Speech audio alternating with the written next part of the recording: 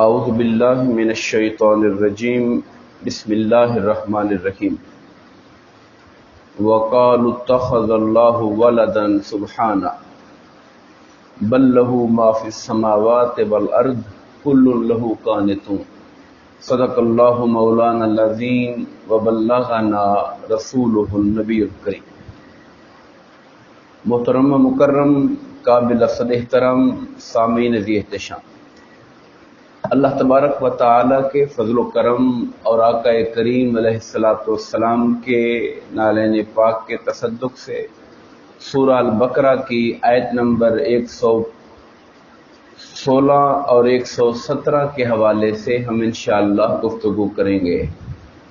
اللہ پاک نے ارشاد فرمایا وَقَالُوا اتَّخَذَ اللَّهُ وَلَدًا سُبْحَانَهُ، اور ان لوگوں نے کہا، ان لوگوں سے مراد یہود و نصارہ بھی ہیں، اور اگر ہم نگاہ ڈالیں غور سے تو مشرکین مکہ نے بھی یہ بات کی تھی۔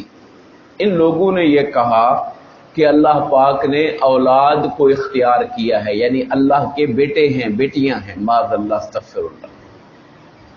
جیسا کہ قرآن مجید کہتا ہے کہ عیسائیوں نے کہا کہ حضرت عیسیٰ علیہ السلام معاذ اللہ اللہ کے بیٹے ہیں، اور یہودیوں نے کہا کہ حضرت عزیر علیہ السلام اللہ کے بیٹے ہیں، اور مشرکین مکہ نے کہا کہ جو فرشتے ہیں وہ اللہ کی بیٹیاں ہیں، معاذ اللہ استغفر اللہ۔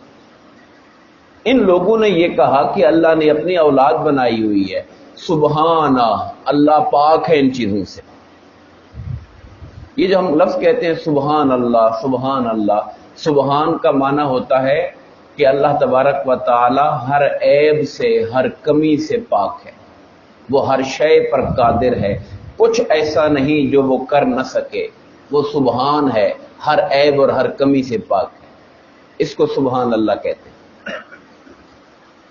کہا سبحانہ، پاک ہے وہ ان باتوں سے۔ اور اللہ تعالیٰ نے جب اپنا تعارف کروایا سورہ اخلاص میں تو فرمایا قل هو اللہ احد، آپ کہیے کہ وہ اللہ ایک ہے، اللہ الصمد، اللہ بے نیاز ہے، لم یلد ولم یولد، اس نے نہ کسی کو جنا، یعنی نہ کوئی اس کی اولاد ہے، ولم یولد، نہ وہ جنا گیا، یعنی نہ وہ کس کی اولاد ہے، نہ اس کی کوئی اولاد ہے، نہ وہ کسی کی اولاد ہے۔ اس بات سے روک دیا، اور ایک مقام پر تو اتنا ناراضگی کا اور اتنا سخت غصے کا اظہار کیا، کہا جب لوگ یہ قول کرتے ہیں کہ فلاں اللہ کا بیٹا ہے، یہ اتنی غلط، اتنی سنگین بات ہے کہ آسمان پھٹ جائے اس بات کے اوپر، یہ اس قدر سخت اور سنگین بات ہے۔ بل لہ ما فی السماوات والارض، بلکہ زمین و آسمان میں جو کچھ ہے ہر شے اس کی ملکیت ہے، وہ ہر ایک کا مالک ہے۔ آپ یاد رکھیے کہ جو اولاد ہوتی ہے باپ اس کا مالک نہیں ہوتا، اولاد انسان کا حصہ ہوتی ہے۔ اللہ فرماتا ہے میرا کوئی حصہ اس طرح نہیں ہے کہ کوئی میرے جسم کا حصہ ہو، بلکہ کائنات میں جو کچھ ہے میری ملکیت ہے، میں مالک ہوں، ہر چیز میری ملکیت والی ہے۔ یہ تو ایسے ہی ہے کوئی کسی نوکر کو کہے کہ جی اس کا بیٹا ہے تو کتنا غصے ہوگا، بھائی وہ ہمارا خادم ہے، کام کرتا ہے ہمارے پاس۔ تو کہا کہ ساری کائنات میری ملکیت ہے، میں مالک ہوں ساری کائنات کا، کوئی میرا بیٹا ہونے کا دعویٰ کیسے کر سکتا ہے؟ کل لہ قانتون، اور ہر کوئی میری بارگاہ میں ادب اور فرما برداری کے ساتھ پیش ہونے والا ہے۔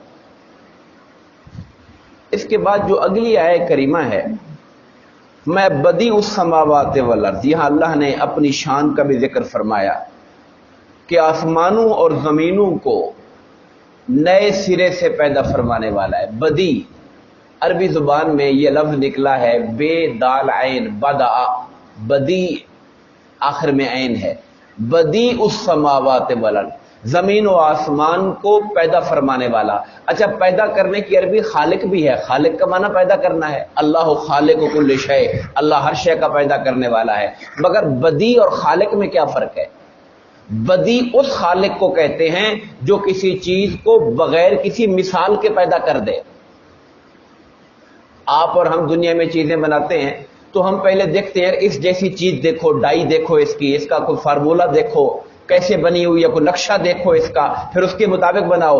اللہ کو کسی نے نقشہ تو نہیں دیا تھا کائنات کا، زمین و آسمان کا، اس نے بغیر کسی مثال کے، بغیر کسی نقشے کے از سر نو ہر شے کو پیدا فرمانے والا ہے، اس لیے اس کو بدی کہتے ہیں۔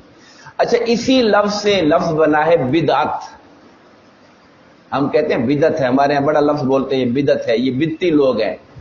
بدعت کا معنی بھی یہی ہوتا ہے ہر وہ کام جس کی پہلے مثال نہ ہو، نیا کام جس کی پہلے شریعت اسلامیہ میں کوئی مثال نہ ہو، جس کی پہلے دین اسلام میں کوئی مثال نہ ہو۔ میں اس کا ترجمہ کر کے پھر تھوڑی وضاحت کرتا ہوں۔ بدیع السماوات والارض، آسمانوں اور زمینوں کو پیدا فرمانے والا ہے۔ وَإِذَا قَضَىٰ أَمْرًا، اور جب وہ کسی کام کے کرنے کا فیصلہ کر لیتا ہے، فَإِنَّمَا يَقُولُ لَهُ كُن فَيَكُونُ، تو وہ اپنے جو فیصلہ جس چیز کو پیدا کرنا چاہتا ہے اس سے کہتا ہے کہ ہو جا۔ جب وہ کہتا ہے ہو جا تو چیزیں ہو جاتی ہیں۔ اس شان کا مالک ہے وہ، اور تم کہتے ہو فلاں، کسی انسان سے کہتے ہو، کسی حضرت عیسیٰ علیہ السلام ہو یا کوئی انسان ہو، انہیں اللہ کا بیٹا بنا دیتے ہو، تم کتنا بڑا ظلم کرتے ہو اس بات کے اوپر۔ تھوڑی سی وضاحت لفظ بدی کی ہم اور کر دیتے ہیں۔ میں نے عرض کیا کہ اس سے لفظ بدعت بنا ہوا ہے۔ ہمارے ہاں چونکہ اس لفظ کے اوپر بڑی بحث ہوتی ہے، یاد رکھیے بدعت کا لفظی معنی ہوتا ہے نئی چیز، اور نئی چیز اچھی بھی ہو سکتی ہے، غلط بھی ہو سکتی ہے۔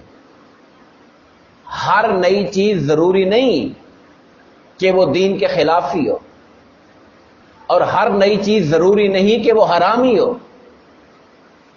ہمارے امام شرف الدین النووی رحمۃ اللہ تعالی علیہ، انہوں نے بدعت کی اقسام بیان کی۔ وہ کہتے ہیں کچھ بدعتیں وہ ہیں جو واجب بدعتیں ہیں، جن کا کرنا ضروری ہے۔ اب نبی پاک صلی اللہ علیہ وسلم جب تک حیات ظاہری میں تھے، لوگ آپ سے قرآن کا معنی پوچھ لیتے تھے، لیکن آقا کے پردہ کرنے کے بعد اور پھر بعد کے زمانوں میں ہم جیسے لوگ جو عرب نہیں ہیں، ہمیں آج قرآن پڑھنے کے لیے گرامر پڑھنی پڑتی ہے، ہمیں علم لغت پڑھنا پڑتا ہے، صرف و نحو پڑھنی پڑتی ہے تاکہ قرآن کو سمجھیں۔ اب قرآن کو سمجھنے کے لیے جو علوم ہیں، اگرچہ وہ نئے علم ہیں، حضور کے زمانے میں نہیں تھے، مگر ان کا پڑھنا واجب ہے۔ وہ نہیں پڑھیں گے تو قرآن نہیں سمجھ سکتے ہم۔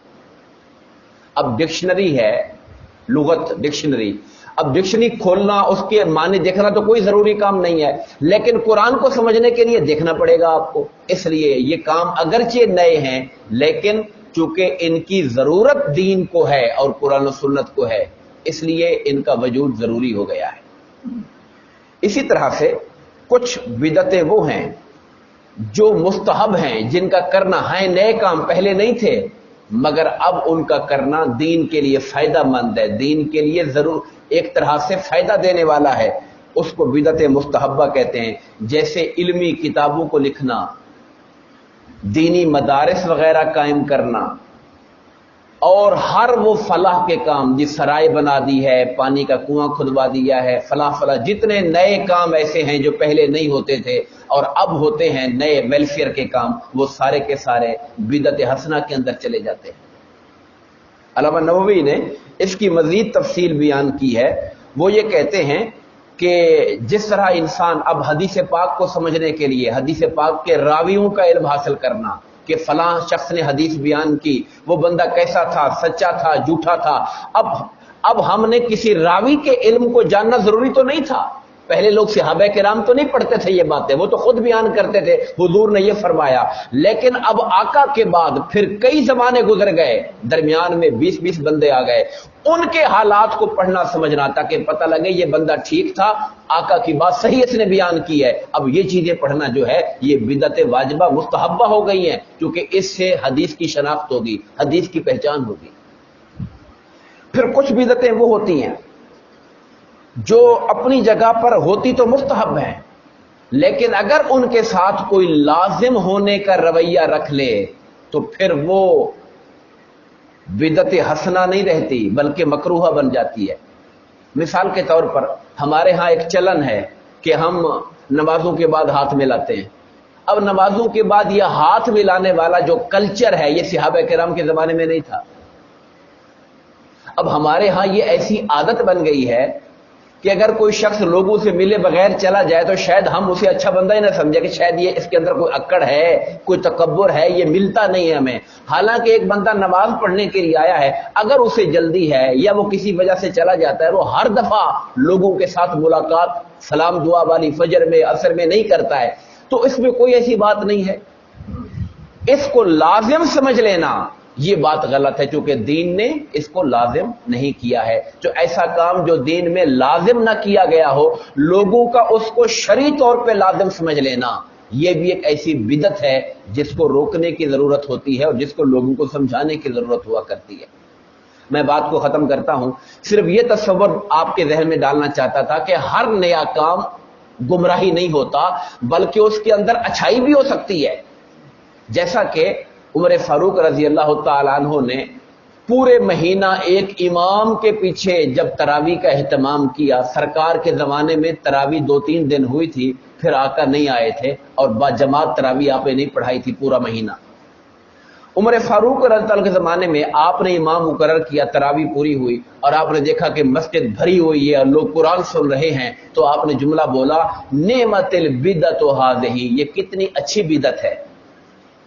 لفظ یہ قابل غور ہے، یہ کتنی اچھی بدعت ہے۔ یعنی یہ نہیں کہا، اگر کہتے یہ بدعت ہے لوگ سمجھتے شاید غلط کام ہے، لیکن آپ کا یہ کہنا کہ یہ کتنی اچھی بدعت ہے، یعنی ہے تو نیا کام، سرکار نے پورے مہینے کے لیے امام کو مقرر نہیں کیا تھا، میں نے کر دیا ہے، اب لوگوں کا اجتماع ہے، دین کا شوق پیدا ہو رہا ہے نیا کام لیکن ہے اچھا کام۔ یہ تو اس سے تقسیم پیدا ہو گئی کہ اچھے کام جو نئے کام ہیں وہ اچھا بھی ہو سکتا ہے، نیا کام برا بھی ہو سکتا ہے۔ اگر کوئی نیا کام دین کے مقاصد کو پورا کرنے والا ہو، دین کی تعلیمات کو آگے بڑھانے والا ہو، اب دین میں سرکار کی محبت مطلوب ہے، آقا کی محبت کو فروغ دینے کے لیے اگر کوئی کام ایسا ہوتا ہے جو پہلے نہیں تھا، مقصود محبت رسول صلی اللہ علیہ وسلم ہے، تو اگرچہ وہ نیا کام بھی ہو تو اسے بدعت حسنہ کہا جائے گا، اچھی بدعت کہا جائے گا، نہ کہ اسے حرام کہا جائے گا۔